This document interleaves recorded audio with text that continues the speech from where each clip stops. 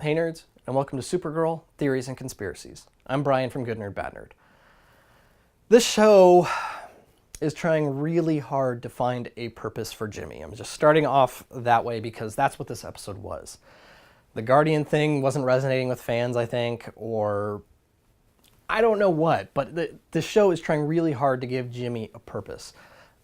He hasn't done any real work at Catco in ages. Hanging out at the DEO. The DEO just kind of does whatever he wants. I felt a lot of the decisions by the DEO in regards to what they let Jimmy do this week were terrible and made no sense. Wynn, I'm just going to call him the Deus Machina of the episode, or of the show. If they need something to happen, Wynn's got a device that can do that.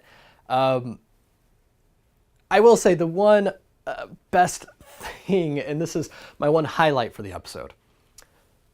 After that initial opening and Guardian and Wynn are talking, and he's saying he didn't get into this to be feared, they give a reference to Clark's friend. Obviously, this is a Batman reference, so Batman exists in this universe. Batman confirmed.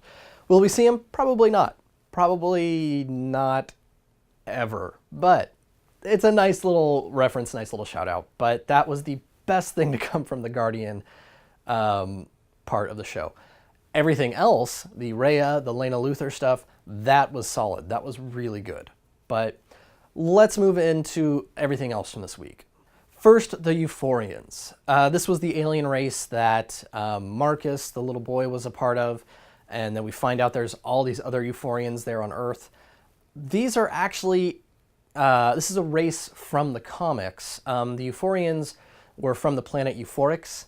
And apart from some people of their race not having pupils, they really are indistinguishable from humans. So that, makes it easy for the show. But they don't necessarily exhibit powers. The only Euphorians that actually had powers were ones that had undergone scientific experimentation.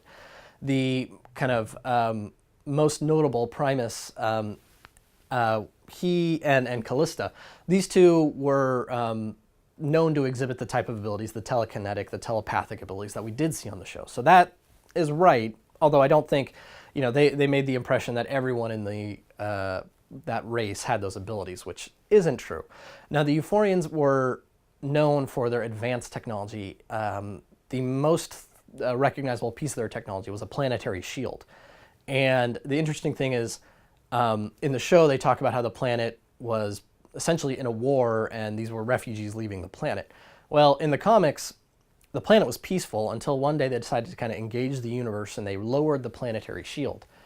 2 weeks later, the planet was invaded. They managed to repel the invasion, but after that, they permanently put the shield up and kind of said, nope, no more.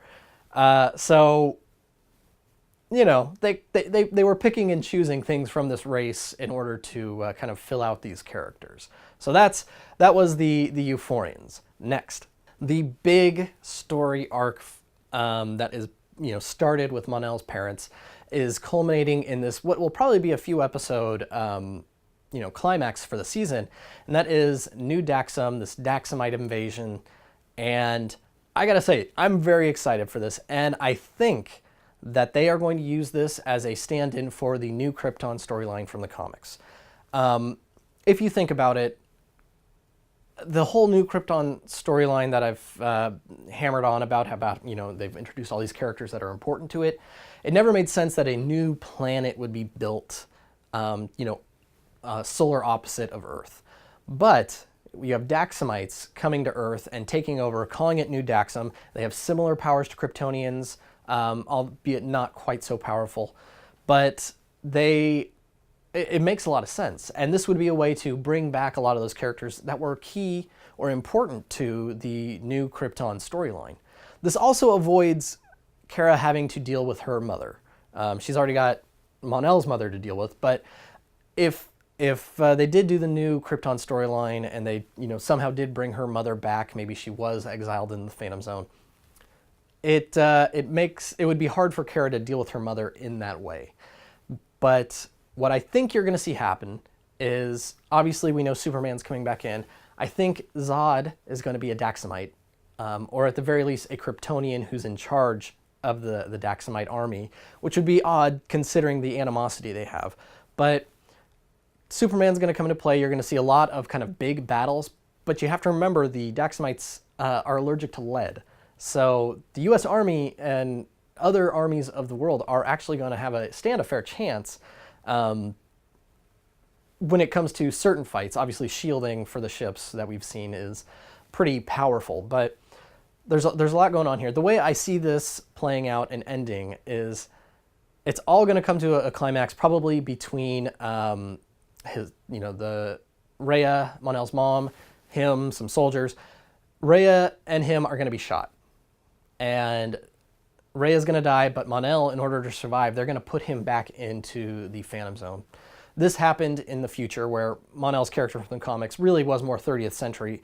And after he was shot and developed lead poisoning, they put him into the Phantom Zone as kind of stasis until a cure was found. And then he was brought back out by Brainiac 5, although Brainiac won't be the one who does it. It'll probably be Alex or someone else in the DEO who figures it out. But I definitely think this is going to be a parallel to the new Krypton storyline. What do you guys think? Tell me what you think of the episode, what you think the fate of Guardian is, and if Jimmy is long for this episode or for this series. And what do you think about the new Daxam storyline being a parallel for new Krypton? So let me know in the comments. And until next time, guys, I'm Brian from Good Nerd, Bad Nerd, and this was Supergirl, Theories and Conspiracies.